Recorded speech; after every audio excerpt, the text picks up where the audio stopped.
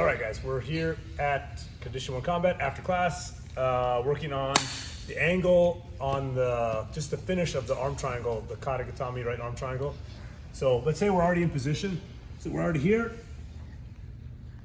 All right, everything's good. Like everything's arms flush against the neck, everything's good here. And a lot of guys, historically, a lot of guys have been sprawling the hip in here. And that's what you were thinking of, right? It seems like here, sprawling the hip in. And this can be really uncomfortable, and there's some ways to make the guy miserable here. But I don't find it's like the best strangle here.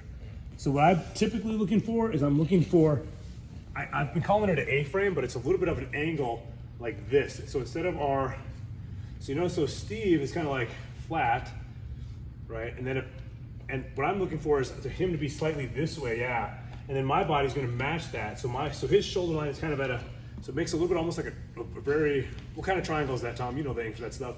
Like it's not like not a isosceles. But it's more like a almost flat triangle. Like a really, what's that called? You know is there a name for that? Obtuse. I think obtuse. Obtuse triangle. So we're trying to make this obtuse triangle, man. I'm learning things too. So that's called obtuse. Obtuse. O-B-T-U-S-E. Yep. So obtuse.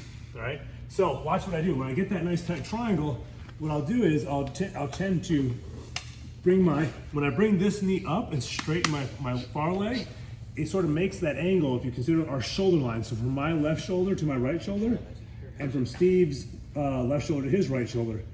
You guys see how that's kind of like a slight angle? So it's like roll away from me a little bit, Steve. Like see that? Like that kind of, like that would be the ideal here. And a little flex of my biceps, and that's the perfect angle. Now, the thing is, when I'm actually, for me, that very slight, obtuse triangle angle, that's the one. So my shoulder line is going like a slight angle up, and his shoulder line is going to a slight angle up, and that's like perfect.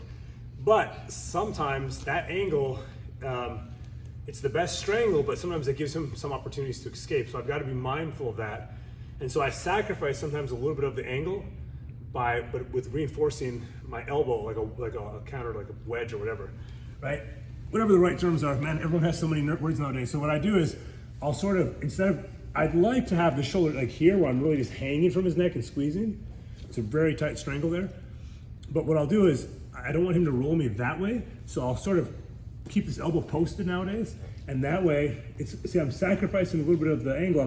My shoulders are a little more square, but now if he tries to bridge toward me, I have that left elbow is gonna be enough to keep me from rolling over. So, Steve can tell you, when I get that slight angle, like an A-frame or a very obtuse triangle there, that's much better than if I'm driving my hip in, like Steve's kind of resist a little bit, like you're fighting out of this, and I'm driving my hip in here and squeezing. See, he's really able to do it. Yeah. Versus if it goes the other way, right? And now Steve tries to fight out of it. The same thing. Look, this angle here is much tighter, right? It's significantly better. There's just like this strangulation pressure immediately on that angle. So is that pretty clear? Was that be able to see it really clearly? So if I do it if I'm mounted, a lot of times I'm in mount when I get this position.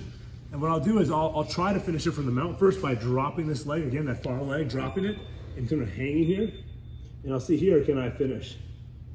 Sometimes I can get this one. If I can't get it, then I'll circle the top leg off, pommel him away, and then I'll kind of raise his hip, giving that's a little obtuse angle now because I raised his hip by putting my knee underneath, and then a tiny squeeze and he's done. So when I kind of wedge my knee under, it kind of gives that angle that I'm trying to achieve.